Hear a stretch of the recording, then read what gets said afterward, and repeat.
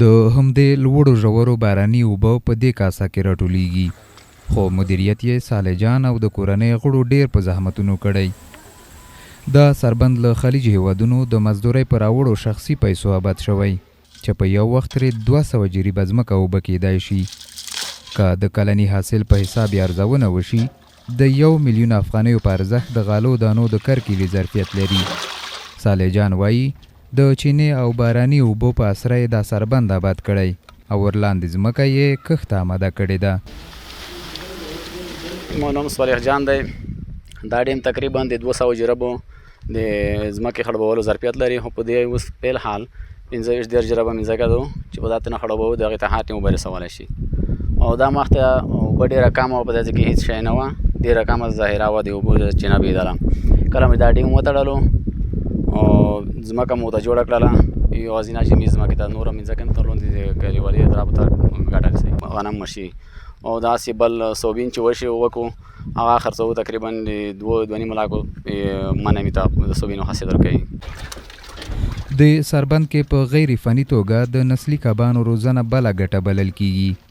دوی له شاوخوا 80,000 زیات کبان د اوبو ته خوشي کړي چې د نسل زیاتېدو له کبله دا مهال له 1.5 لک هم اوښتي او نږدې وختونو کې مارکیټ ته د عرضه کېدو جوګه ګرځي. تقریبا دغه سربند کې چې دی در 1.5 لک پیره ماهیان دي او دغه نسل چې دی نور په ډېرېدو دی. تقریبا په راتلونکي وختو کې به د دې جوګه وګرځي چې دا مارکیټو ته د خرڅلاو لپاره وړاندې شي. اقتصادي اغېزې دغه ده چې د مارکیټ لپاره له نورو ولایتو څخه لکه ننګرهار څخه میون راځي، نو دغه ځای به تازه میون ورځي.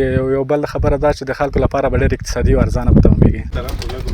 احمد پاچا د هیواد پرمختګ په خپل لاس د ځان او خلکو لپاره په کار او خولو تویولو کې ویني.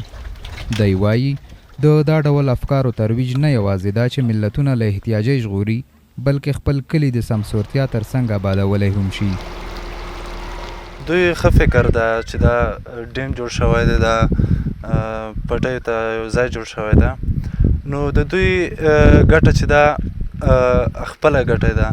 لکه مثال د دې کلي ښکلا ډېره شوې ده، د دې بند سره سربند سره همداسې که ونې نیالګي کېنولي، بادامې کېنولي، دا ټوله ښکلا یو خو د کلي ته ښکلا ورکړل شوې، بله ګټه چې ده دوی ته رسیږي.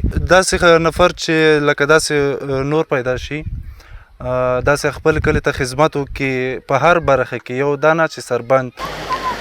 د کرنې او باغدارۍ برخه کې د میلیونونو افغانیو شخصي شتمنۍ لګښت د خوست په کچه دا کمساری ګام بللی شو، کوم چې د صالح جان او وروڼو په مشترکو هڅو پورته شوی.